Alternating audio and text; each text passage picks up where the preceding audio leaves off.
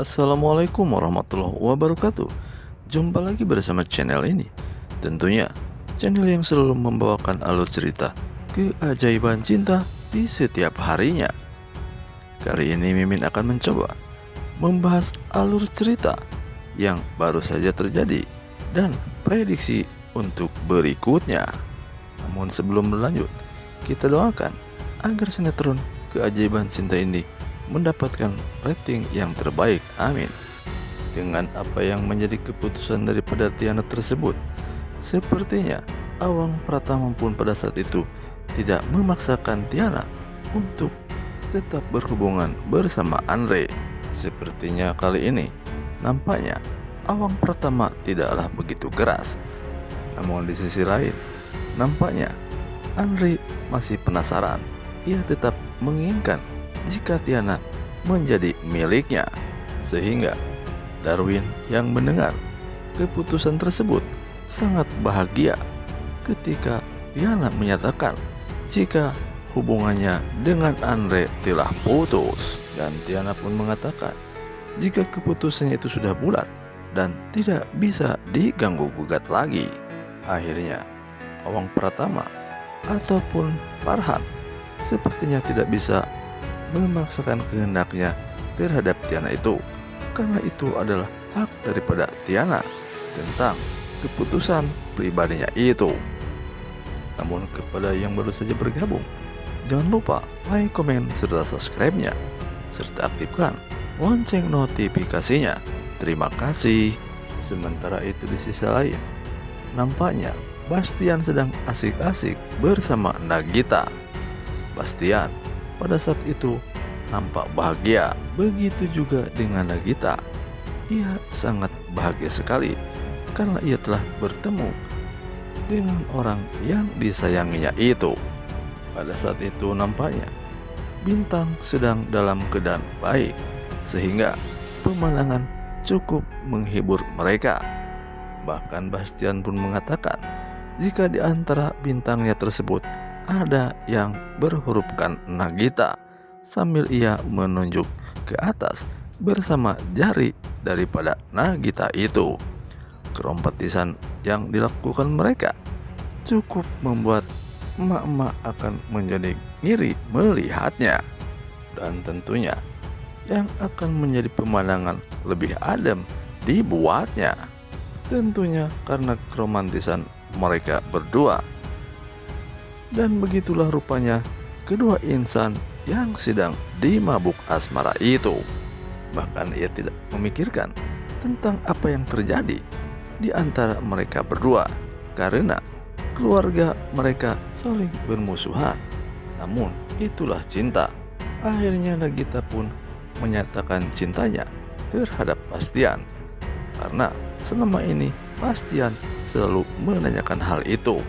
Tentunya kita doakan agar cinta mereka tetap abadi dan bisa berlangsung sesuai harapan mereka masing-masing. Amin, amin, ya robbal alamin.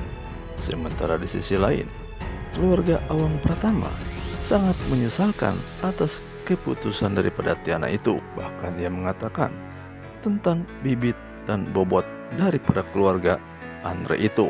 Begitu juga dengan Audi. Ia sangat menyesalkan karena memang Audi menginginkan Darwin yang ada di hati si Audi tersebut. Nampaknya untuk kali ini Awang Pratama pun memaklumi tentang keputusannya itu. Sementara di sisi lain, nampaknya Darwin didesak oleh ibunya tentang pacarnya itu. Tante Galuh nampaknya penasaran dengan wanita yang selalu bersama Darwin itu.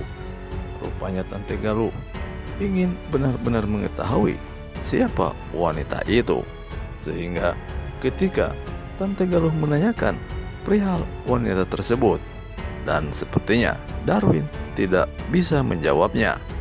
Akhirnya Darwin pun pergi ke kampus, dan rupanya di saat kepergian Darwin tersebut, sepertinya Tante Galuh pun penasaran, dan ia langsung mengikutinya tentang kepergiannya daripada Darwin itu.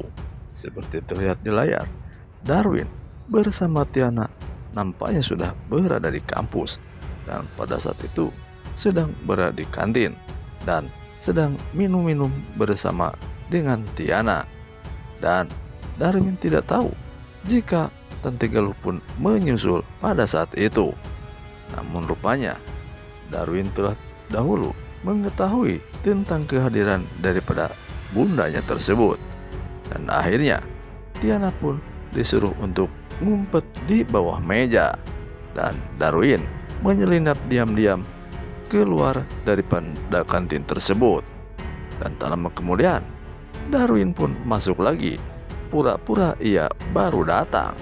Sementara Tiana yang masih di bawah meja nampak sangat ketakutan jika ia ketahuan. Dan betul saja, ia ketahuan oleh pelayan daripada kantin tersebut, yaitu tentang keberadaannya di bawah meja itu. Dan akhirnya Tiana pun berpura-pura mengambil Vena.